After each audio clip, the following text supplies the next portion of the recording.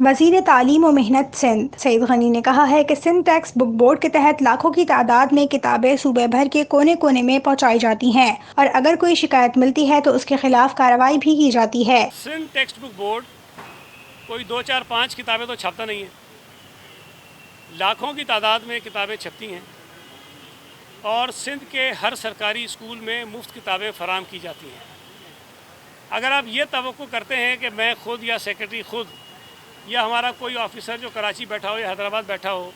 وہ اپنے ہاتھوں سے ایک ایک کتاب اٹھا کے لے جائے گا اور ایک ایک بچے کے گھر پہ پہنچائے گا تو یہ پریکٹیکلی ممکن نہیں ہے۔ ایک سسٹم ہے جس کے ذریعے وہ کتابیں تقسیم ہوتی ہیں، لیکن اگر اس سسٹم کے اندر کوئی شخص جس کے امکانات ہوتے ہیں کہ وہ یہ حرکت کرے تو میں سمجھتا ہوں کہ یا آپ یہ کہہ دیں کہ جی ہماری اس میں کوئی کمزوری ہے تو یہ غلط بات ہے۔ جہاں جہاں سے شکایت آتی ہے ہم کارروائی کرتے ہیں اور ہم نے بیٹھ کر اس نظام کو بہتر بنانے کے لیے مشاورت کی ہے کہ ہم کس طرح اس عمل کو ٹرانسپیرنٹ بنائیں، یقینی بنائیں کہ یہ کتابیں صوبہ سندھ کے ہر کونے کونے میں، گاؤں میں، دیہات میں، ریگستان میں، پہاڑوں میں اگر بھی ہمارے کوئی اسکول ہیں تو وہاں تک کیسے پہنچیں۔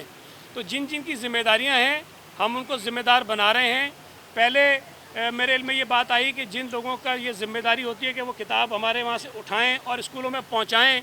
ان کو ٹرانسپورٹیشن کے پیسے نہیں دیے جاتے تھے۔ پریس کانفرنس کرتے ہوئے سعید غنی نے کہا کہ پی ڈی ایم ٹوٹنے کی بغلے بجانے والوں کو پہلے بھی مایوسی ہوئی تھی اور اب بھی ہوگی، استعفے کے معاملے پر کوئی تضاد نہیں ہے۔ پیپلز پارٹی نے یہ کہا کہ ہماری سینٹرل ایگزیکٹو کمیٹی کا واضح موقف یہ ہے کہ ہمیں فوری طور پر اس اسٹیج پر استعفے نہیں دینے چاہیے۔ اگر باقی جماعتیں یہ سمجھتی ہیں کہ ہمیں لانگ مارچ کے ساتھ ساتھ استعفے دینے چاہیے تو ہمیں سینٹرل ایگزیکٹو کمیٹی کا اجلاس دوبارہ بلانا ہوگا اور اس سینٹرل ایگزیکٹو کمیٹی سے دوبارہ ہمیں یہ بات کرنی ہوگی کہ کیا استعفے ہمیں فوری دینے چاہیے یا اس کا کوئی اور وقت ہم متعین کریں۔ جو action plan P D M کا تھا ہم نے پہلے بھی اس پر عمل کیا، ہم آئندہ بھی اس پر عمل کریں گے، اور جو لوگ اس وقت بغلیں بجا رہے ہیں کہ پی ڈی ایم شاید ختم ہو گئی، پی ڈی ایم ٹوٹ گئی، وہ ہر میٹنگ کے بعد یہ کہتے تھے۔ مختلف پوائنٹ آف ویو ضرور ہو سکتا ہے جماعتوں کا، لیکن میں آج بھی سمجھتا ہوں کہ پی ڈی ایم قائم ہے اور انشاءاللہ تعالیٰ پی ڈی ایم قائم رہے گی۔ سعید غنی نے کہا کہ احتجاج کرنے والے ہیڈ ماسٹرز کے نمائندہ وفد سے ملاقات کی اور انہیں بتایا کہ سندھ حکومت چاہتی ہے کہ تمام ہیڈ ماسٹرز مستقل ہوں۔ اگر معزز supreme court Sindh high court کے فیصلے کو سسپینڈ کر دیتا ہے، کوئی اور حکم نامہ جاری کر دیتا ہے، ہم اس کے اوپر عمل کرنے پہ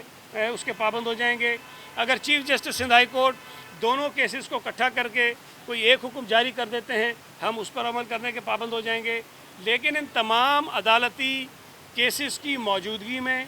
سندھ حکومت کے پاس یہ اختیار بالکل بھی نہیں ہے، نہ اسمبلی کے پاس یہ اختیار ہے جو وہ مطالبے کرتے ہیں کہ ہم کر دیں، ہم نہیں کر سکیں گے۔ میری گزارش ہے ان تمام دوستوں سے جو احتجاج کر رہے ہیں وہ اپنے وکلا سے مشاورت کریں،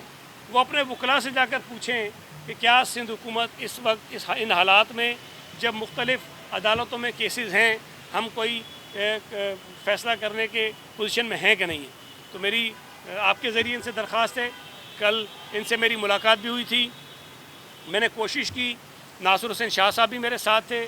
کہ کوشش کی کہ ان کو ہم سمجھائیں کہ ہمارے پاس اس وقت یہ اختیار نہیں ہے کہ ہم ان کو کوئی ریلیف دے سکیں اور ان کی ڈیمانڈز کو ہم پورا کر سکیں۔